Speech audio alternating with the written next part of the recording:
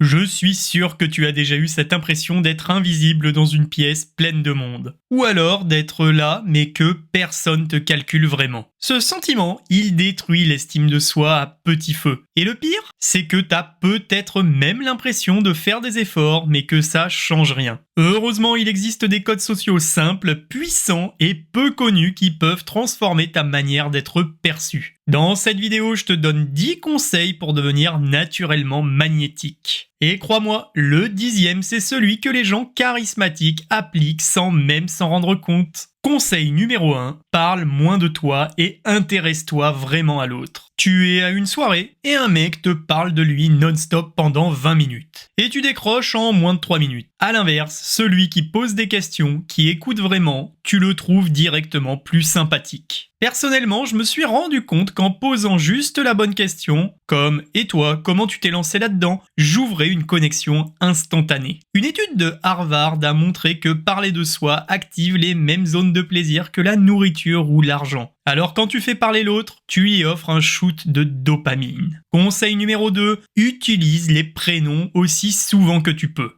Tu croises quelqu'un et il te dit « Franchement, merci à toi, Thomas ». Tu ressens quoi, sincèrement? Un petit pic de chaleur? Et oui, c'est humain. J'ai remarqué que répéter le prénom d'une personne 2 ou 3 fois dans une conversation changeait totalement l'ambiance. Alors pas besoin d'en faire trop, juste au bon moment. D'après une étude de l'Université de Californie, le prénom active un effet de reconnaissance sociale immédiat dans le cerveau. Conseil numéro 3, sois cohérent entre ton langage verbal et non verbal. Tu dis à quelqu'un « Je suis content de te voir » avec les bras croisés et un ton froid. Tu penses qu'il va te croire? Eh bien non. À une époque, je disais souvent des compliments, mais mon corps ne suivait pas. Je faisais même peur au lieu de m'être à l'aise. Dès que j'ai aligné une posture avec un bon ton, un regard, l'effet a changé immédiatement. C'est ce que dit le docteur Albert Mehrabian qui montre que 93% de la communication est non verbale. Si le corps et les mots se contredisent, les gens croient le corps. Conseil numéro 4, donne des compliments ultra précis. Tu dis juste des « t'as l'air sympa ?» Eh bien c'est bof. Tu dis « j'ai adoré ta façon de gérer la tension dans cette réunion, t'étais posé et clair ». Là, ça percute tout de suite. Personnellement, j'ai commencé à formuler mes compliments comme des rayons laser. Alors non pas juste bravo, mais pourquoi c'était bien. Résultat, les gens se rappellent de moi des semaines après. Les études en psychologie sociale montrent que les compliments spécifiques sont perçus comme plus sincères et génèrent un attachement émotionnel plus fort. Passons au conseil numéro 5, ose montrer tes failles sans te plaindre. Être aimé, c'est pas être parfait, c'est être humain. Personnellement, quand j'ai raconté que j'avais échoué 2 fois à lancer mon projet, mais que j'avais appris à rebondir, les gens se sont ouverts directement. Alors ce n'est pas une plainte, c'est de la vulnérabilité maîtrisée. Et ça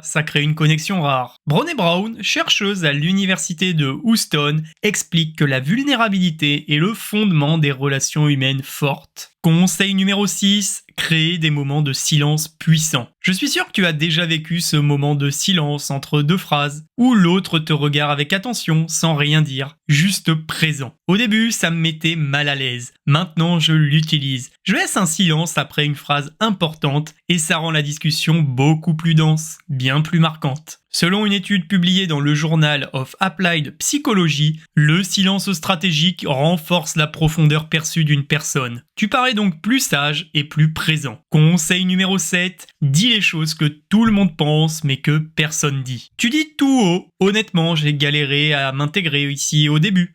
Et d'un coup, 3 personnes viennent te parler juste après. Quand j'ai osé dire en public ce que tout le monde ressentait sans filtre, les gens m'ont vu comme plus vrai. Et c'est ça qu'ils aiment. Et c'est ce qu'on appelle l'effet de préférence pour l'honnêteté brute, qui a été mesuré dans une étude de l'université de Cornell-Mellon. Les individus perçus comme francs sont jugés plus dignes de confiance. Conseil numéro 8, apporte toujours un peu d'énergie dans la pièce. Il y a des gens, dès qu'ils entrent dans une pièce, t'as l'impression que la lumière vient de monter d'un cran directement. Alors avant, j'étais pas comme ça, mais j'ai travaillé, que ce soit un micro-sourire, un ton plus enjoué, une posture plus ouverte. Et ça a tout changer dans mes interactions. Les neurosciences montrent que l'émotion est contagieuse, avec l'effet de résonance limbique. Ton humeur modèle directement celle des gens autour. Conseil numéro 9, rappelle aux autres ce qu'ils font de bien. Parfois, les gens doutent. T'as juste à leur rappeler une qualité qu'ils ont oubliée. Personnellement, je me souviens d'une collègue qui pensait être moyenne alors qu'elle gérait 10 trucs à la fois. Je lui ai dit, franchement, t'as une capacité d'organisation hors norme. Elle s'est mise à pleurer. Une étude de l'université de Chicago a prouvé que les feedbacks positifs inattendus ont un impact émotionnel bien plus fort que les feedbacks attendus ou génériques. Conseil numéro 10, montre que t'es constant, prévisible et stable. Et oui, on aime les gens qui nous mettent à l'aise parce qu'on sait à quoi s'attendre. Moi, j'ai longtemps été irrégulier.